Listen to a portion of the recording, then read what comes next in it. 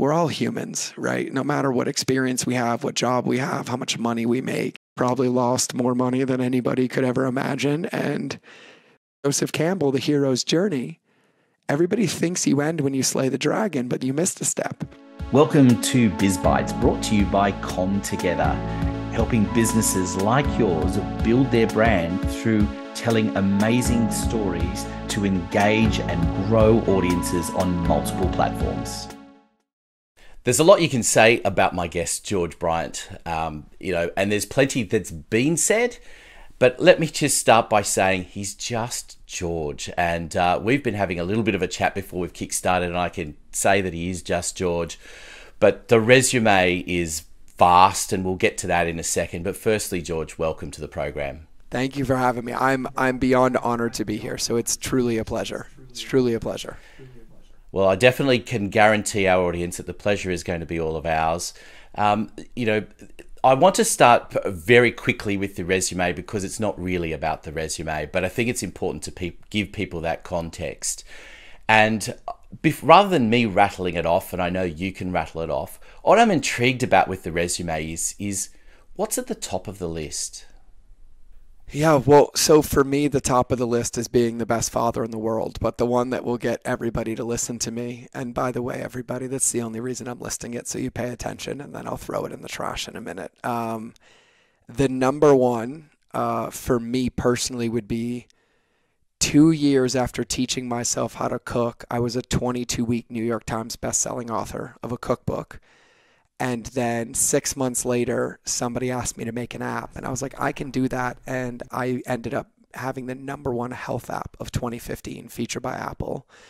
And then on the client side, I had a supplement company doing $1 million a month, and 18 months after my work, they had a $2 million day.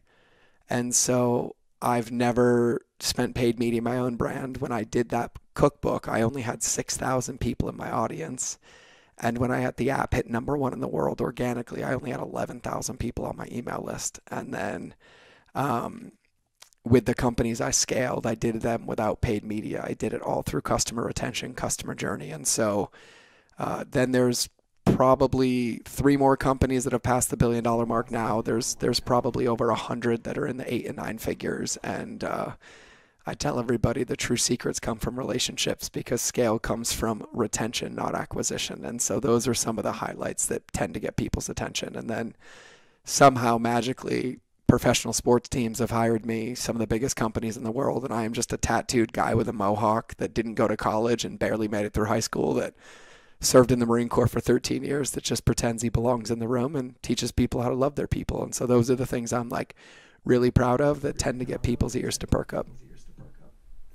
It's quite a resume. And I'd been thinking a little bit about how I was going to introduce you, and there's the reading of the list yourself. There's all sorts of things, and then I was trying to think. Well, is there a quick summary of you? And do I say business relationship guru? Is that the word?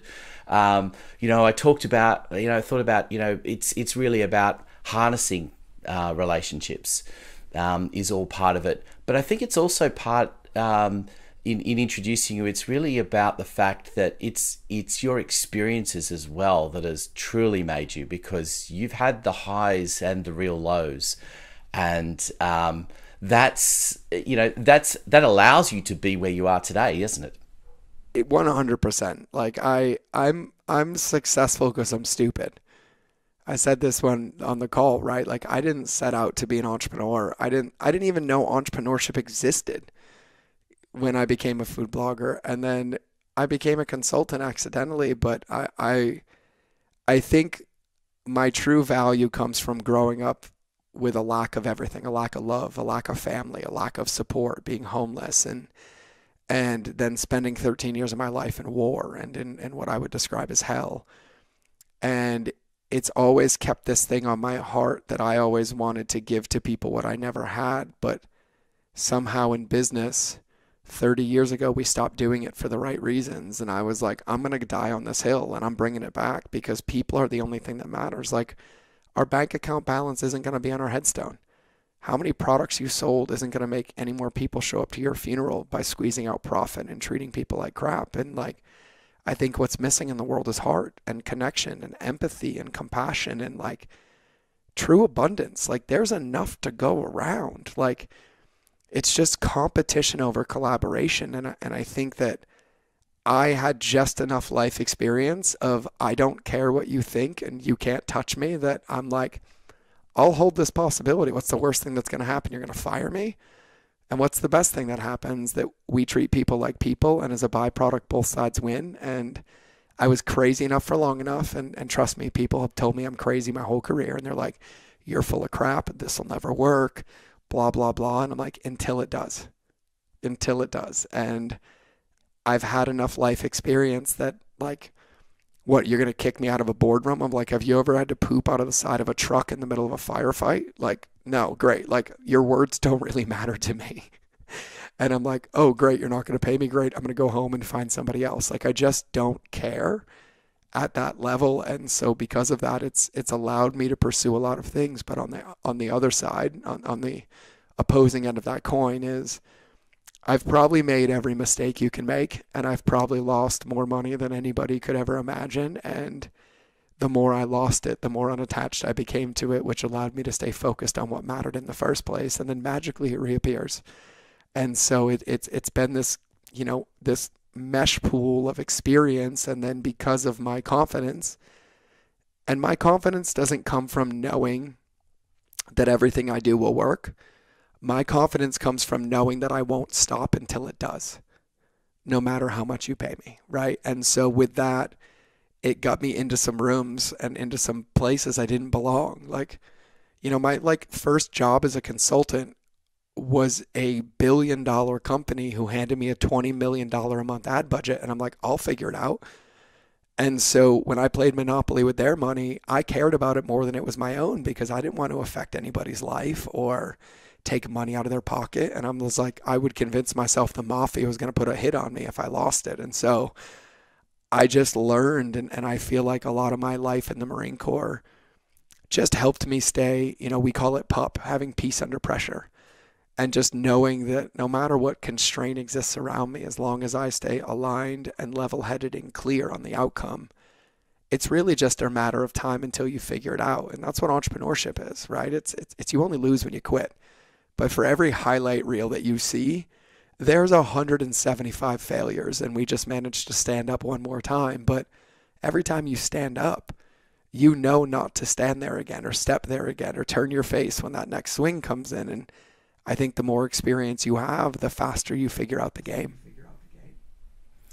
I love that. And you made me, while you were talking, suddenly had this flashback of when I was younger. And I really wish I could remember who the author was of this, but there was a short poem that I learnt when I was younger. Don't be jealous of the wealthy man. Remember this, please do. In years to come, the wealthy man will be just as dead as you. Yeah, that is such a good poem. That is such a good poem. And you know what's so funny is, like, the reason I have this perspective is I had some incredible leaders in the Marine Corps. I also had some horrible leaders in the Marine Corps. But I'll never forget, I met a general like that, they're like, oh, you can't talk to him. And I was like, and he looked me dead in the eye one day and he's like, bro, let's have a cup of coffee. We both put our pants on the same in the morning.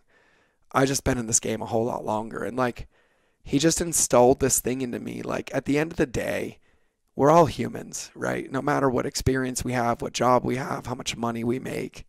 And I think the only time people lose is when you believe either side of the coin, that we're any different, any better, or there's a wedge between any of us based on the labels that the world creates, because you nailed it, right? And depending on what you believe in, like, I'm a man of faith, I'm a man of God, but depending on what you believe in, you either get cremated or buried 6 feet under, or God forbid some wild animal eats you and you disappear. But no matter what, we all end up in the same place. Not here anymore. Not here anymore. And I think that perspective is lost on a lot of people. And I also think it's a big trap in entrepreneurship, because I watch hundreds and hundreds and hundreds of entrepreneurs sacrifice their time thinking that they're going to get it back in the end, when they just piss it all away and never get to enjoy it in the first place, when enjoying it is one of the secrets to success.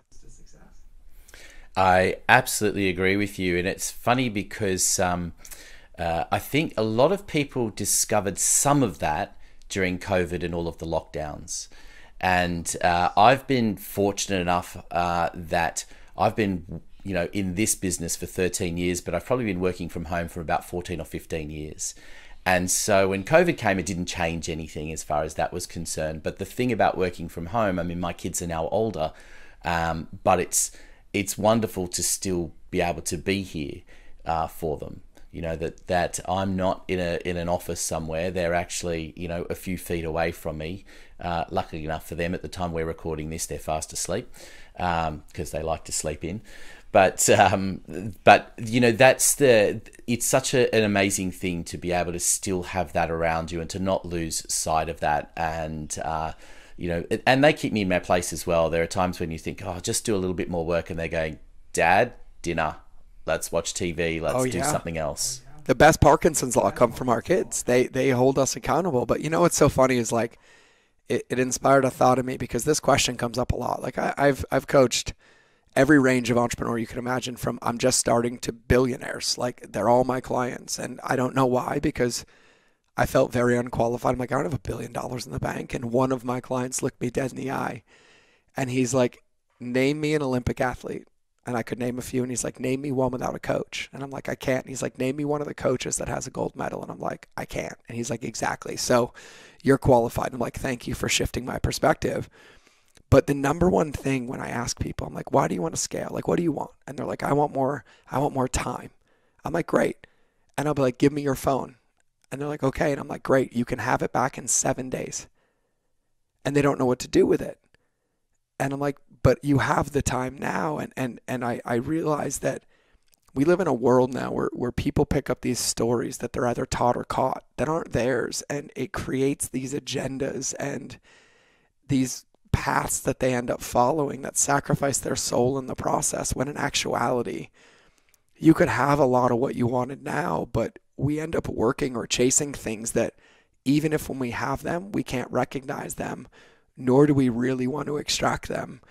And for me, I learned that in experiencing so much loss and death and seeing people die in front of me and getting blown up and getting shot and being close. Like, I should be dead, 17 times over by now, but God decided to make me the Terry Tate for the evil in the world and keep me here because he makes me pretty unkillable at this point.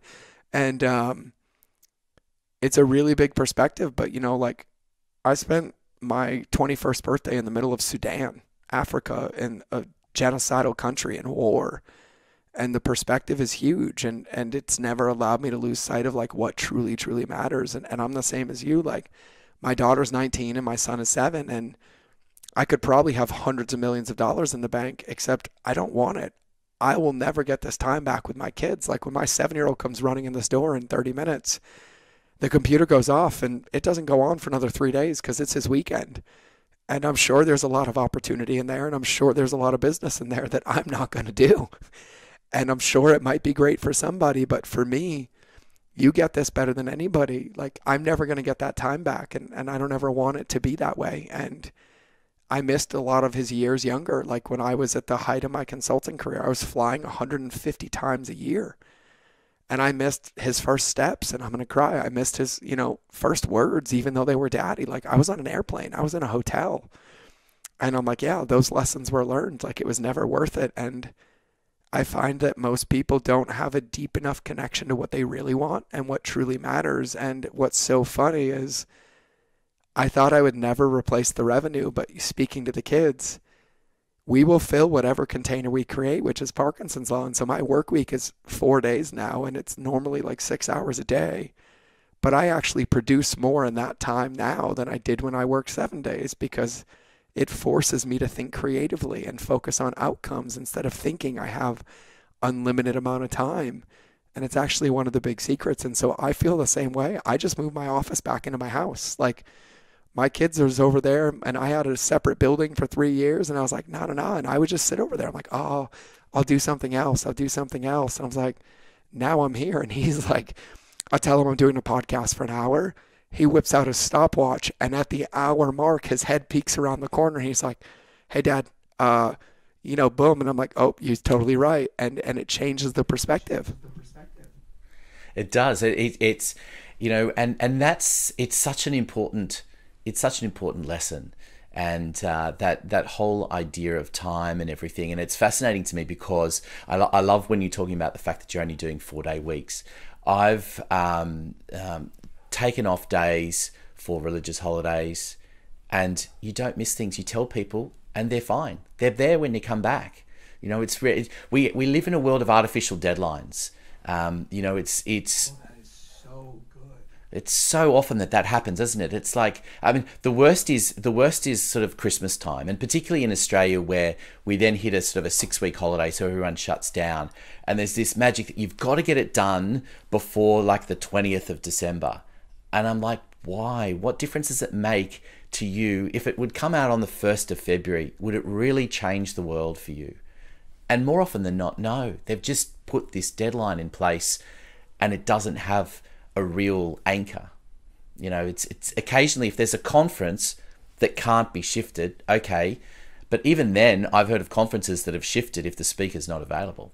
Oh, people underestimate their power. But here's the thing, like, we've taken these concepts and the internet has destroyed them. Like, you got to be available. I'm like, hey, you do realize that people ran $100 million businesses before there were cell phones, right? Where they were faxing and they were doing hand mail and nothing was an urgency. And do you remember like when you had a house phone like I do, and I wasn't picking that thing up after hours, nor were you calling me in my dinner time. And we didn't even have answering machines, and magically it worked. And like, it's so funny because I don't have a voice because I just got back from a men's event that I went to personally for me. And they took our phones on day one, and I'm like, you can keep it. I don't need it back. And they had it for 4 days, and I was like, yeah, I love that I do this all the time. And magically, no one died. No buildings burnt down. Like, everybody was fine, and everything that they thought was urgent and an emergency was handled. And I was like, do you still need me? They're like, nah, I figured it out. I'm like, great, right? Because there's no chance of success if you ever sacrifice yourself or your values in the process. And I think that that's the biggest part, is you nailed it. Like, the artificial deadlines are the killers of people's souls and hearts, because it takes away every ounce of life that you could live. And then if you even want to go into it scientifically, when a human being's distracted, it takes 22 minutes to get back on task. So if you're being present with your family and you check your phone and you're in the middle of a game, it takes 22 minutes for you to get back to the level of presence that you were with your family before you checked your phone. And now you do it every time there's a moment of silence, and you wonder why you're unhappy and they don't feel your presence. Like, these things are supposed to be tools to take over the world, not tools to control your entire life, right? Like, the difference is how you use it. And like, I actually have two numbers on my phone. I have a business line and a personal line. And on Thursday, I do this magical thing where the business line gets turned off until Monday. And like, when I take a vacation, like, off. And when I turn it back on, do you know what's there? Just an unlimited to-do list that I can choose to attack if I'd like to. And most of the time I don't. But it really comes down to us. And that is a quotable. You better clip that part out of the show. The world is like these artificial deadlines. That is the best, most articulate way I've ever heard it put. And I saw somebody do a post this morning. They're like, hey, do you know airplane mode isn't just for your phone? You can do it in your whole life too. And I'm like, dude, that is so good. It's amazing when you get that practice of switching it off. I do that as well. And there's Friday by 4:30, 5 o'clock, phone goes off, doesn't go on until at least Saturday night. And even then, by then I know that nobody's hassling me, and everyone knows that I'm offline. And you know what? When you train the people that you're not available, you're not available. And they wait. They wait till you come back. If it's really important, they'll be there. If it's not that important, well, it's not that important. This is why I love Mike Michalowicz too. Like, in his book Clockwork, I love him because when you get into it and profit first, he forces you to schedule a 6-week vacation, like a no contact, get out, don't touch it, because you don't have a business if you can't do that. But to even deepen the undertone of this is like, The whole reason we're entrepreneurs or that we're in business or we live these lives is to create resources to be able to enjoy them. But you can't enjoy them if you never unplug from them and you become a slave to them. Like you end up just becoming a byproduct of the entire ecosystem, and then your identity gets wrapped up into it, and then your emotions get wrapped up into it, and then all of a sudden you're a quarterback and you're like, oh, I fumbled, I'll never play football again. I'm like, you're guaranteed to fumble, but only when you take it personally do you lose the game. And so the amount of depth and wisdom that's baked into like what you just said is like transformational for people at a level that I don't think most people understand. And the interesting thing about it is the concept is thousands of years old, right? It predates phones by some margin, but that whole idea of switching off and having family time is as old as time, but it's so often completely ignored, and it sort of leads me to something. I ran a forum a couple of days ago, and a whole lot of business leaders in there. And I asked them, if you could put it into a couple of words, what is the sentiment out there at the moment? And there were two phrases that came up. One was cautiously strategic, and the other was overwhelm. And the interesting thing about the overwhelm is that it's because there's so much going on, and this is business leaders who are overwhelmed by movements on interest rates, cash flow problems, people problems. AI was a big one. Not knowing where to go, what to do. Is it new work? Is it do I need it? Everything that's changing, and it's freezing people and it's locking them up. And then you combine that with that sense of, I need to keep doing more. I need to work longer and do more stuff.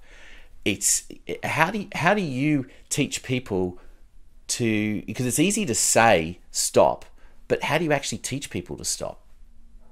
The truth is that most people need evidence in their own life to feel it, right? Like we can't change anybody, but we can paint pictures. But like I had to learn everything through painful experiences until I had enough of them that it really, really like landed for me. But perspective is a big part of this. Like we think about it now with AI. I can go back to 2009 when the real estate crash happened in the United States. I can go back to 2000 when the social media came out. I can go back to 2008 when paid ads came out. There's always been a thing. There's always a thing that everybody's afraid they're going to fall behind. And I think the biggest mistake is people try to build visions over decades, but they measure in days. And all you end up doing is being reactive and getting in the way of all the results. And then number two is one of my dear friends, Alex Sharfin, who's such an incredible entrepreneur, and he's built a couple $500 million businesses. But one of his quotes that I love is, you don't have the business or results you want because you haven't become the person to get them yet. And really, the key to success in life is perspective, right? It's the difference between your prison and power. But the finish line is being a triage nurse, not on the field, because everything around us changes, but we can't allow it to change us. All we do is take in what's around us and make the most informed decision we can and move things bite by bite as priorities change, right? And so no matter what comes down to it, it's always about mastering self, right? Like if your nervous system's getting lit up in business, you've already lost, because you're having an emotional reaction that's going to get in the way of any decision, right? And so it's really a game of looking in the mirror and figuring it out. And when we think about experience, the only thing experience teaches you is how to be calm under pressure, have peace under pressure, because you're like, oh, felt that before, did that before, yep, seen that one before, oh, here's a new one, here's another fear tactic, here's another new thing. But all too often we become a victim to that pressure, and then all it does is cloud our vision, right? It just changes our reticular activating system to put blinders on to only see more of that pain. And you can't get out of the pill bottle from the inside. Like, you have to have a perspective change, but it's always just perspective. And the unfortunate thing is, like, to even speak to what you said earlier, this isn't anything new. It's coming back into your body. It's disconnecting from the environment that you're in and changing your perspective. It's going to take a breath and having a state change. It's going to do something fun to unlock a creative idea, right? Like I'll never forget, I was in a company last year, one of our companies, and we scaled the company from 8 million to 106 million in 2 years. And we manufactured the products. But there was one day we got a phone call and we needed $30 million in 2 days to stay afloat. And so we had all the people in the company were in the office. There were like 45 of us. And we're sitting in the fishbowl, like the C-suite office, all of us, decision makers, and everybody out in the floor is having a panic attack. I'm going to lose my job. I'm going to do blank. I'm going to do blank. And they're all looking at us and what are we going to do? So we walk out of the office and we're like, all right, everybody, we're done with work for the day. We're going to play. We put the boats in the water. We went out to the park and we spent the next 6 hours playing. And everyone's like, what are we doing? We're like, exactly what we're supposed to do. Nothing's going to change in the next hour or 2 or 5. It'll change when we decide. And then magically everybody went out to play. They released their emotions. While we were surfing behind the boat, we were laughing about all of it. And then one of my buddies is like, wait, I can call my buddy I haven't talked to in a few years. Let me see what he says. We pick up the phone. He's like, oh, I'll wire it to you tomorrow. What do you need? But if we stayed in that office, we would have never found that answer, right? Because it's the difference between convergent and divergent thinking. Convergent thinking limits you to what you already know. And when we're triggered, when we're overwhelmed, when we're in a stress-based state, our body and nervous system just looks for more overwhelm. But because we state changed and we went and released it and we cleared it, all of a sudden all these magical ideas showed up that we just couldn't see before, that were always there, that we had access to, right? And it's really just perspective. And so I really think it boils down, and people's success boils down to number one, being self-aware, but not making it wrong. It's okay to be upset. It's okay to feel stress. When I lose big deals, when crazy things happen, when our cash flow gets down, I'm like, and I was like, but if I make a decision from that state, I'm guaranteed to bring more of that pain. And so it's really having the awareness to unplug and to not believe the stories that everybody else tells me I want to believe. And then magically, when I give myself that space, when I allow myself to fully feel my feelings, or take a breath, or pick up the phone and call somebody and get it out of the cesspool of my head, and that other perspective comes in, magically solutions start appearing. But it really comes down to one's ability to be aware of what's happening in our body, what's happening in our thought process, and not making it wrong. That's the biggest part, right? Because no matter what, you still have to win the game. You still have to figure out the next solution. And if you ever drafted a player for your soccer team or football team and you paid them $100 million, would you beat them up before they got on the field and be like, you're a failure, you're going to miss the shot, you'll never make it, and expect them to win? No. You'd pull them aside and be like, hey, let's go get some ice cream. Let's go have some chocolate chip pancakes. Let's get out of here for a minute. Let's figure it out. Let's reset your brain. All right, what are we going to do and how can we do it differently? And it really just boils down to that practice and that muscle. But I feel like with the world that we live in now, especially after COVID, it's created this massive overwhelm and instant gratification. And I want it now and I need it instantly. And all too often we end up missing the big picture, and we create permanent undesirable results based on temporary feelings because we just won't give it space. And so I think the solution is to slow down, to ask better questions, to get different perspectives, and don't expect everything to be fixed overnight. I was trying to work out how I describe the business community at the moment when I was in that forum. And it came to me afterwards that it's like the business world has ADD at the moment. That our attention span has become so short, and we're so fixated on, why didn't I get enough people looking at my post? How many of this and how many of that?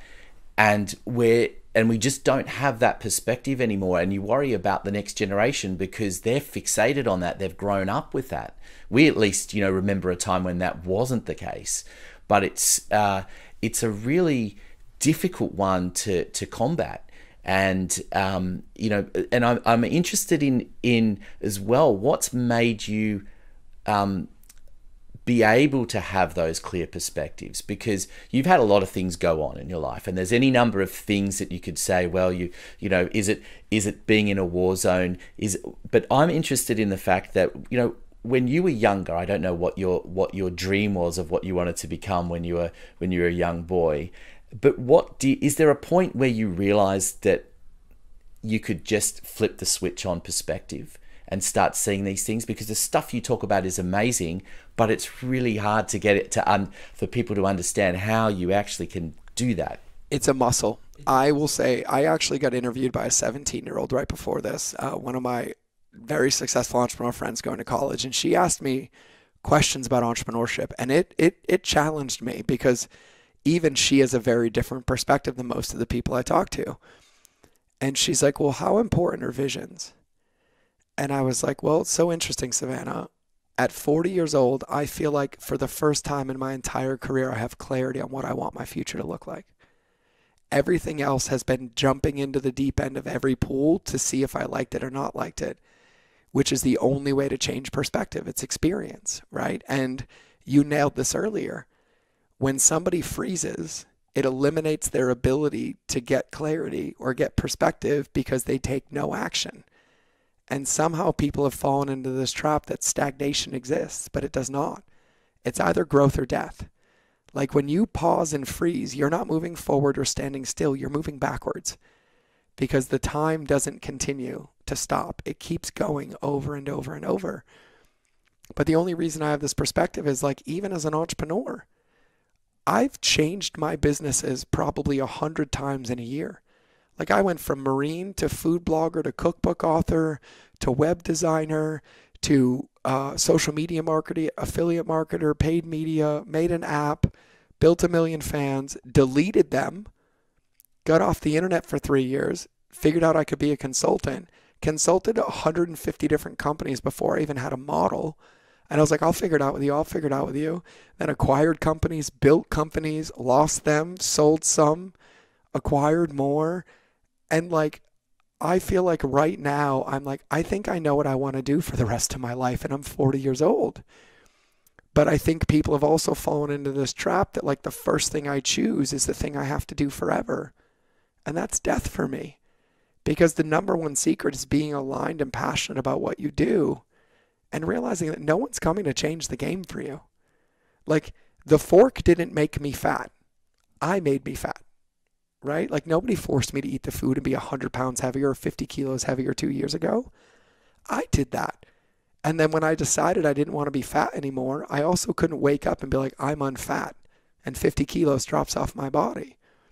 I had to start changing things and trying things to see what worked and what didn't work. And the more reps we get, the more experience we get, the more practice and the more results we get, but also the more aware you get of everything happening. And so, yeah, my perspective's really easy because, like, I don't know about you, but I put the wrong link in a Facebook ad at scale and I lost 43 grand in 19 minutes because the link was broken. And I'll never do that again, but I don't know how to teach that to somebody. And I'm like, but I'm trying to save you. So maybe, like, slow down your nervous system, think things through, don't react, but also don't eliminate the game. Like, this game is a series of roadblocks and flat tires. And what I have found is that when somebody gets a flat tire, instead of just changing it, they slash the other 3 and wonder why they're not getting results. You're guaranteed to hit roadblocks. Like, even the definition of marketing, when I give it to people, I'm like, marketing is guessing and testing until a test works, knowing you better have 3 guesses because it's about to break. That's marketing, right? And Parkinson's law is beautiful, but when we think about the social media thing, when you start as an entrepreneur, your first 1,000 posts never get likes or comments, but you don't have the time to look at them because you have to go make another one and go make another one. It's only when we fall in the trap that we made it that we lose the game. But the results we get are a trailing byproduct of the intentionality and integrity of our inputs. And all too often we stop putting the inputs in, and by the time we realize it, we're living in the pain of those inputs. And so the more success you have, the more deeply committed you have to be to your practices and those inputs, because delayed gratification is the only way you get a result in the first place. And so it really comes down to training your nervous system to play the game. And entrepreneurship, the rules are really, really clear, but you can't agree to play the game and then try to change the rules of the game once you're playing it. You agreed to these rules, so you better learn to love them. Facebook's not going to be here forever. Instagram's going to change. A new social media platform's going to come up. But also 25 years ago, we didn't have access to get millions of people to follow us for free. And now you're complaining they're not showing your content to everybody? Great. Try to get the same reach with billboards or paid advertising in print magazines and you're going to go out of business. Like, it's a gift that you even have access to it. But any moment you choose to think that you're a victim of the rules of the game that you're playing, you've already lost the game. Because no matter what, you're still the person who has to operate on that field. And I just feel like people hold themselves back. Like, they're like, oh, I want to be a runner. So they'll go read books on running for 6 months. And I'm like, but if you just go for a 10-minute run every day, you're going to be a way better runner than you would ever be by reading those books. And you're going to know a whole lot more. And I think the thing that I realize is that we've lost that art of experience. Like, there's not pride in the process anymore. It's like, I want it now. I want it instantly. But when was the last time you celebrated anything in your life or remembered anything in your life that came easy? Never. It has no perspective. It has no purpose. And I even read this quote to my alliance earlier because I was talking to them about grief. I was talking to them about feelings, right? And I was like, we also think that numb is the end state in life. Like, we're like, oh, I want it easy. And my 7-year-old teaches this. Like, he just walked in the room and I waved to him, but he's so used to having entrepreneurs in the house. He listens to everything and he'll hear an entrepreneur at my dinner table. And I'm like, yeah, but I just want it easy. Like, I just want it to be predictable. And he'll walk over, he'll grab a piece of paper and he'll draw a straight line on the paper. And he's like, what is this? And they're like, it's flat. And he's like, if this was your heartbeat, what would it mean? And they're like, it would mean that I'm dead. And he's like, okay. And then he'll draw a heartbeat. And he'd be like, if this was your heartbeat, what would it mean? And he's like, they'd be like, well, that I'm alive. And he's like, kind of like your emotions. Your emotions are going to come up and come down, but you have to feel them all to be alive. And that's my 7-year-old. And I'm like, he nailed it, right? And we get into this point where we just don't want to feel, but feeling is the greatest human experience. Like, I'm a man of faith. Not once does the Bible promise happiness. It's not mentioned once, right? Our whole job is to be useful and to embrace the suffering in this world, to bring light and love to people. And I read this quote to people earlier and it said, grief is what alchemizes our pain and turns it into a seed and plants that seed into fertile ground so that we can create new life. And if you go read Joseph Campbell, The Hero's Journey, everybody thinks you end when you slay the dragon, but you missed a step. Once you slay the dragon, the next step is to return to the village to teach them what you know, and then the new dragon appears. There is no finish line. And Tucker Max, who's a dear friend of mine, incredible author, one of only 3 authors to have 3 books on the New York Times simultaneously, drew this out on a whiteboard for me. And he's like, okay, so you're going to climb this mountain. I'm like, yep. And he's like, and then you get to the top of that peak and you realize there's another one over there. I'm like, yep.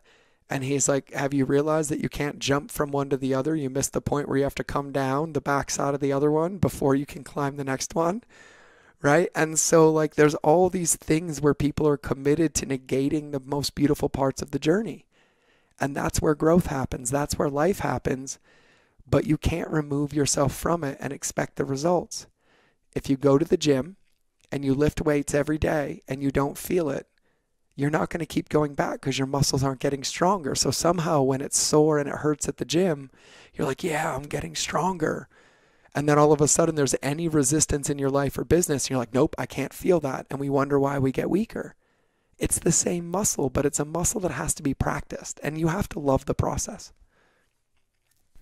You absolutely do have to love the process. I mean, I think it's a difficult journey being an entrepreneur. And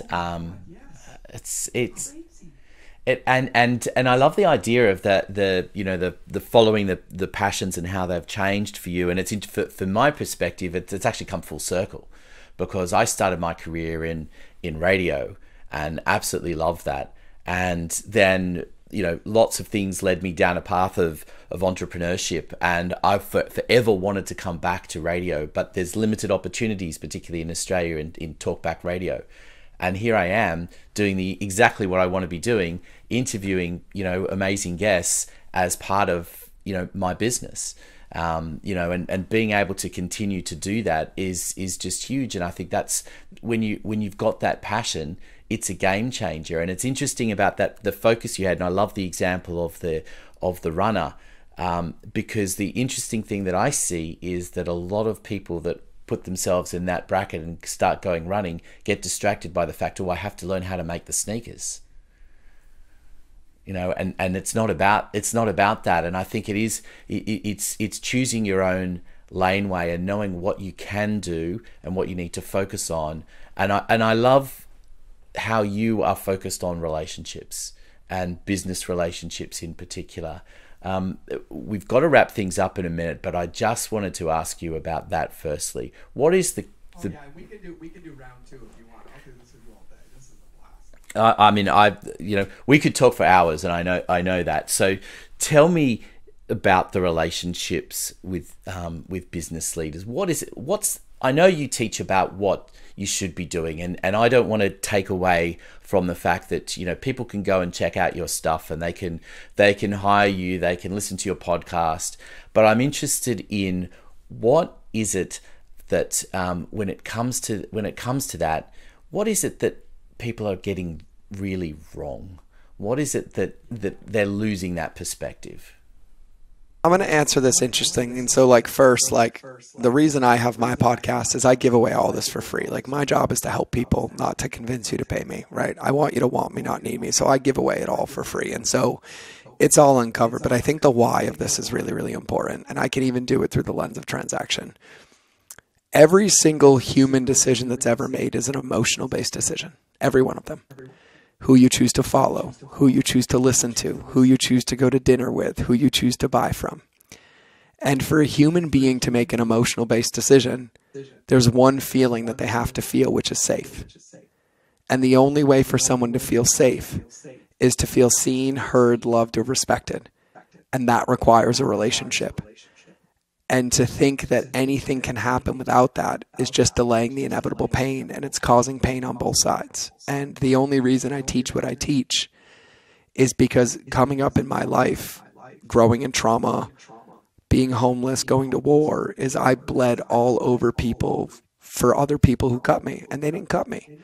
And I caused a lot of pain, and I caused a lot of irreparable damage to people through business and through how I treated them. And I was saved and forgiven and came home, but also realized that the biggest thing that's missing in this world is connection. That's the thing that keeps getting driven apart. And if we go back in business 50 years, the only reason it ever worked were how people felt and relationships. And we think that the internet was a different ecosystem when it actually just speeds up the process of relationships. And to think it's anything else is really a mistake, in my opinion. And I say this to people, I'm like, what is your success of a marriage working if the moment she comes home after your wedding night that you automate your relationship to text messages and emails and expect it to work? It would never work. So why would you expect it to work on my family or giving them a credit card or a business relationship? You can't rob people of the things that are required for them to make a decision in the first place and ever expect it to work. And so the mistake is thinking there's any other way. But whether somebody invests $1, $10, or even their time, the only reason they would is because they feel safe and seen. And everything else is just trying to convince and manipulate people that work. So I just feel like it's a lose-lose game. And it just leads to a dead end where both sides feel soulless and unhappy. And I've been blessed to learn that through the wrong reasons, but I've also been blessed to benefit from it for all the right reasons. Because at the end of the day, my job is not to get your credit card. My job is to get you one step closer to your goals. And if you decide you want more of that, I'm here to help, but you didn't need me in the first place. And I think when we forget that, we lose the game because we also take agency away from both sides. And so for me, the biggest mistake that people make is thinking that people don't matter. Because when you think about business, when we think about how people are treated, how they're closed in deals, how they're sold things, the first thing I ask people when I keynote is I'm like, would you be okay if your grandmother went through your own funnel? And they're like, no. And I'm like, then why can mine go through it and it's okay? If I put yours through mine, you might attack me if it looked like yours. And so why do we think that's okay? And so there's this part where we can't ever forget what matters, because here's the other perspective. I've been to war. I've seen the darkest parts of humanity. And right now, if some catastrophic event happened, and power went out, and resources went out, and the world went into a negative state, the only thing that you have is the relationships and how you treated people. And without them, you have nothing. And so to think that you have them now because things look great is just a lose-lose game. And I don't think we can ever lose sight of that, because I've been around enough businesses and I've been in the boardrooms of all these billionaires, and I will tell you, there's two people. There's the people who built their success on the backs of others, and they're soulless and empty, and no matter what, it's never enough. And there's people who built their businesses with people next to them and took care of them, and they feel fulfilled and happy. Because money's not real. This stuff's not real. It's just a construct. And I promise you, go watch interviews with people that are 80, 90 on their deathbed. The one thing they'll always say is, I wish I worked less and spent more time with people. I've just experienced enough death and been close enough to it enough that I'm not willing to lose that anymore. And I got 50 more years to enjoy every ounce of it. And it just so happens to be the quote-unquote best strategy and tactic that exists. I love all of that. And I want to ask you one final question for this episode, because we are definitely going to do this again. And I am lucky enough to be being part of a couple of sessions that you've got coming up in the next month. So I'm going to look forward to talking to you after that, because I'm going to be interested in what my perspective is after I hear all of those things. But this is the one question that I don't know whether you can answer this or not. But you've got so many insights. And I know in the session that I sat in with you on, which was about a 90-minute session, and I think I almost ran out of ink. I was writing that many things down in the paper, and I'm just, is there a moment that you can remember when that perspective changed and your ability to be able to flip the switch and be able to take all of these things and really put that knowledge down and be able to share it? Is there a moment when you realized when that was your superpower, to be able to do that? There was a very, very big moment, but it wasn't for everybody else. It was for me. And I do remember vividly, because I was an addict. I had a lot of dark wounds in my life, and I was an opiate addict. I was bulimic for 15 years because of abuse as a child, and I compensated, and entrepreneurship became my new addiction. And I remember this moment like it was yesterday, and it was my ex-wife, who's still my best friend, and we live together still. And I was on a New York Times bestselling book tour, and I was about to give a keynote. And I was going to give a keynote on how you could use food to create breakthrough results in your life. And in true wife fashion, as she should have, she looked me dead in the eyes and said, "Are you really going to go up there and lie to them again?" And I knew exactly what she meant. I knew exactly what she meant, because I had just purged in the bathroom because I was still bulimic. And I'm literally on a New York Times best-selling cookbook tour to teach you how to be healthy and love your body. And I had every panic attack you could imagine. I was literally wearing a blue and white shirt, and by the time I walked out on stage, it was drenched in sweat. Like, I looked like I was having, I don't know, like withdrawals from drugs and everything you can imagine. And I faced every fear I'd ever had. I'm like, if I'm honest with these people, I'm going to commit career suicide. I'm never going to be in business again. No one's ever going to talk to me. And so I walk out to this audience. There's like 500 people. There's people on their phone. There's people standing up. And I was like, this is my choice. Like, I either get to live in prison for the rest of my life and be soulless, or I get to be honest with myself. And I remember this like it was yesterday. I stood up there and I said, "I'm sorry. I've been lying to all of you." And everybody that was on their phone looked up, and everybody that was standing up looked at me, and I was like, "Yep, here it goes, career suicide." And I said, the reason I did this and wrote this book is because the easiest place to hide my addiction was in plain sight. And I've been lying to all of you, and I just purged in the bathroom. And everybody that was standing up sat down, and everybody that was on their phone put it away. And I basically just divulged like a confessional for about 10 minutes. And I basically said everything that I had ever hidden from anybody. Like, I did a radical honesty, like, here's it all. And every fear that I had zero evidence and never came true. And I finished that whole 10-minute dialogue, and then I just sat there in silence. And I didn't know what to do. I was like just standing on stage frozen, and someone's like, "Well, you're going to give us your talk?" And I was like, "Yeah." And I gave the talk. And after that talk, every single person came up to me and thanked me. They thanked me for being honest. They thanked me for being authentic. They thanked me for cleaning it up. And I realized that the only prison I created was my own. And the only way to win in this world is to be radically honest and authentic with who you are. And since that day, my truth is my sobriety. And so I share however I feel, whenever I feel it. If I cry, I cry. If I feel nauseous, I tell people. If I say something and I'm like, wait, I feel like that was just for my ego, I clean it up. And I realize that that's freedom. Freedom is radical expression of your truth in every moment. And it just so happens that they just did a study on this called the Spain study, SPANE. And they figured out that authenticity was 4,000 times more resonant as a frequency than love. And that's why.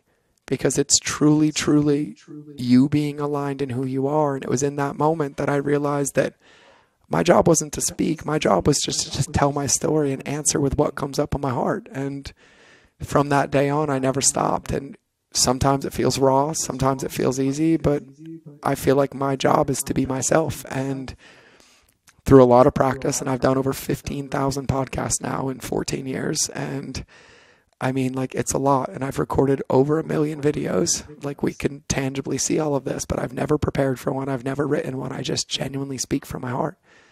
And it feels like anything less is a prison to me. And so that moment was the moment where every fear I had went away, and I was no longer ashamed to be myself or to say that I stumble, and to know that I sin every day, and to know that I make mistakes, and none of this is perfect. I'm just figuring it out just like everybody else is. But that's what freedom feels like. And I feel like I'm being the example for my children, that they get to be authentic and love themselves for who they are. And it was that moment. And then I don't think I truly believed that my story could impact people. And I can measurably say, even with my food blog alone, I touched and reached over 1 billion unique people. It wasn't enough. It wasn't enough. It wasn't enough. And then it was when I truly, truly accepted myself and realized, like, wow, like, no, I do love myself for all of this. Like, I made a lot of mistakes, but I learned and I got better and I grew. And that's the whole point. Like, we're just kids trying to figure it all out. And for me, the only thing I measure my day on is if I can put my head on the pillow and be like, you know what? I was in integrity today. Like, I gave it my all, whatever I had to give. And since that day, I haven't stopped. And so I radically consume. I put myself in hard situations. I jump into the deep end of the hardest situations. And I'm like, we'll figure it out. And then the moment I learn, I share it with people. And I'm like, if this can help you, great. And if not, it's just for me. And that just feels like, I don't know, freedom to me. I love that, you know, the authenticity of that. And thank you for sharing with me, with the audience. It really is appreciated, because the realness is what separates us. Our own experiences is what is our story, and what makes us be able to give to other people. And that's, you have an incredible way of giving insights. And I know audiences appreciate it. I know my audience will appreciate it. I certainly do. It's why I love podcasting, because it's truly authentic. In a world of AI that can write books and do all sorts of things, this conversation is real. And, you know, I had a gazillion notes written down here, and I can tell you, other than the first line of the introduction, I don't read a single one of them, because it's really about having a real conversation with someone. And I thank you for giving me all of your time today. The last thing I wanted to do before you go, because we laughed about this before you started, but you have to get your bobblehead in here. And I love this. As we said before the show, if you've got your own bobblehead, you know you've made it totally. So tell me, what's the bobblehead going to say to you today about what you got to do for the next few days?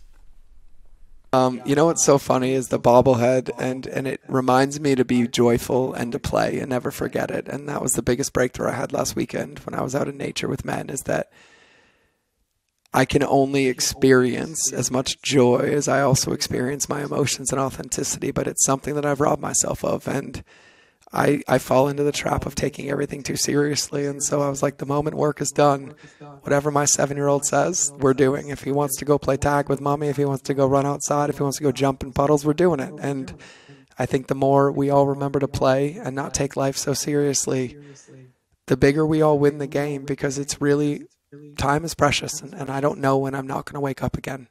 And I don't ever want to be there and wonder if I gave it my all. And that means in every area: play, love, connection, these conversations. Like, I crave these. This is why I do what I do, because people are all that matters. And I will say, I finally feel like I made it. It took me 40 years, and somebody gifted me this bobblehead, and it is like the best gift I've ever been sent. And I keep it on my desk, and I literally just laugh at it. And I was like, God, that really is what I look like. I'll work on that. But yeah, I'm proud of it. I love it. And it just reminds me to not take myself so seriously, because most of the time, this is what I feel like when people interview me. I'm just like, whoa, whoa, whoa, whoa, I hope this is valuable for you, but this is really my medicine. And so I also want to thank you for having me, and for everybody listening. Like, time is the one gift that I can never give back to you. And so for you to choose to share it with me and have me, like, it's a genuine honor. Like, it really, really is. And for everybody listening, like, it's an honor, and it's something I don't take lightly. And so from the bottom of my heart, like, just the utmost gratitude for even listening and for you having me on the show. It's been an absolute pleasure. We will obviously include all of the details of how to get in touch with you in the show notes, but particularly mindofgeorge.com and Instagram, it's George Bryant.